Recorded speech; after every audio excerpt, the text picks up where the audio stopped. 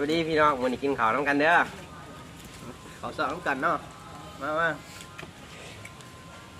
ก็อบไก่มันอบงออบไก่แบบนี้ไก่ฮะไก่ดำหู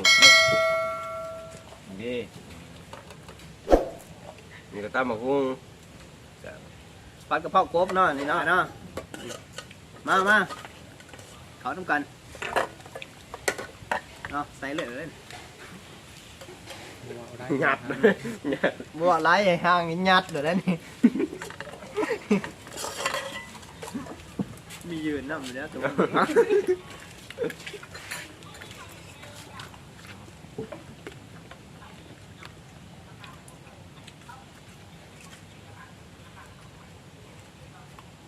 งัดมาถาวเอาไว้เนี่ยเราเพื่อน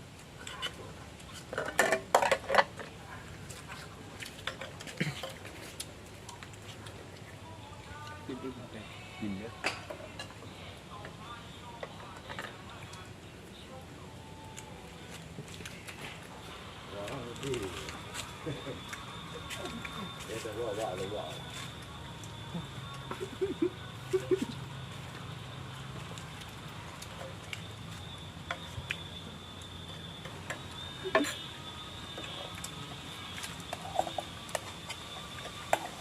แซ่บ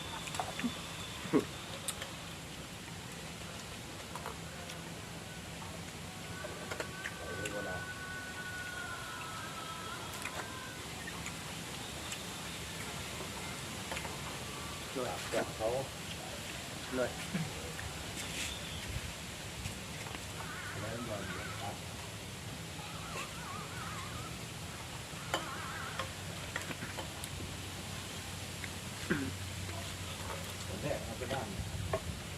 มือใหม่เนาะ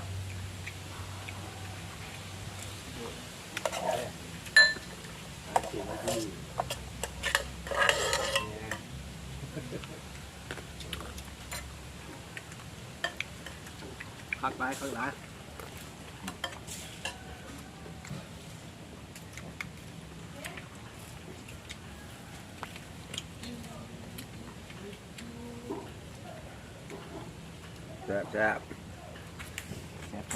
พี่น้อง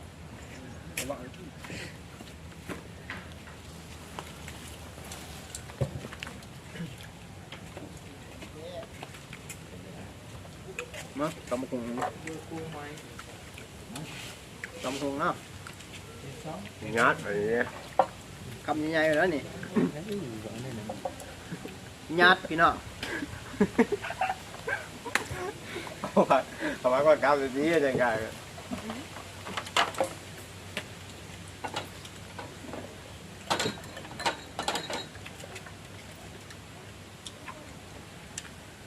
ไม่อยากขายเงียบสองเย็นดีขนาด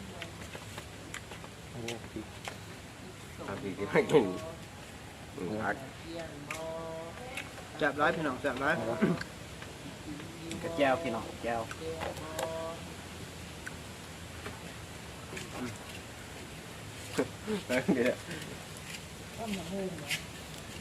พี่น้องโอ้วอลไล่เราไม่ยัด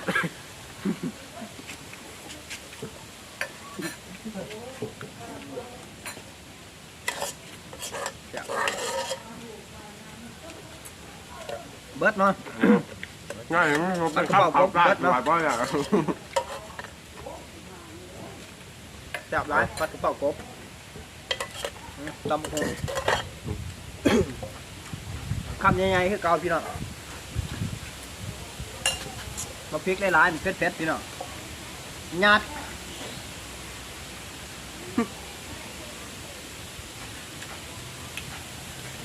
โอเคเลย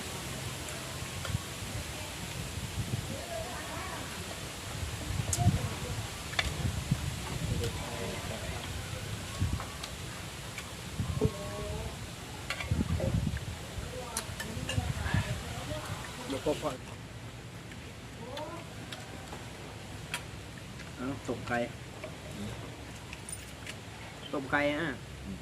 นี่ต้มไก่เอา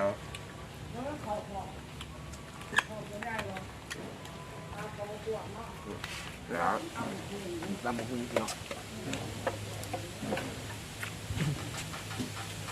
มาถ่ายคลิปเนาะถ่ายคลิปตัว หมดตัว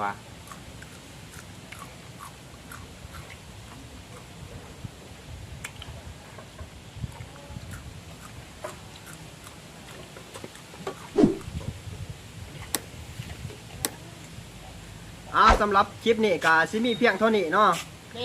ฝากช่องให้เด้อกระหอกน้อยแชนแนลเนาะ อย่าลืมเข้าไปกด